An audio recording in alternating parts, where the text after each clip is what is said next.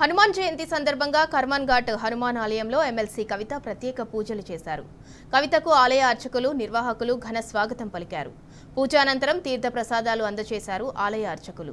రాష్ట్ర ప్రజలకు హనుమాన్ జయంతి శుభాకాంక్షలు తెలిపారు కవిత. ప్రజలందరికీ ఆ హనుమంతుడి అనుగ్రహం లభించాలని కోరుకున్నానని చెప్పారు. ప్రతి ఒక్కరూ భక్తిభావం కలిగి ఉండాలని కవిత తెలిపారు.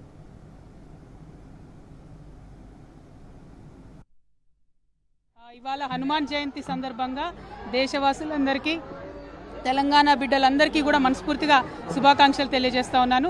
హనుమంతుడు అంటేనే ప్రేమ, భయం లేకుండా చేయడం, భక్తి భావంతో ఉండేటటువంటి గొప్ప మనిషి. మరి అటువంటి ఆ దేవదేవుడి యొక్క ఆశీర్వాదం తెలంగాణ బిడ్డలందరి మీద ఉండాలని చెప్పి మనస్ఫూర్తిగా కోరుకుంటున్నాను. ఇవాళ ఇక్కడ సుధీర్ రెడ్డి గారి నాయకత్వంలో కర్మాన్ ఘాట్ హనుమాన్ టెంపుల్ చాలా పాత టెంపుల్, చాలా పెద్ద టెంపుల్, చాలా మహిమగల్ల టెంపుల్. మరి ఈ ఆలయంలో తెలంగాణ ప్రజలందరూ బాగుండాలని మనస్ఫూర్తిగా కూడా వేడుకోవడం జరిగింది. Thank you. జై తెలంగాణ, జై హనుమాన్.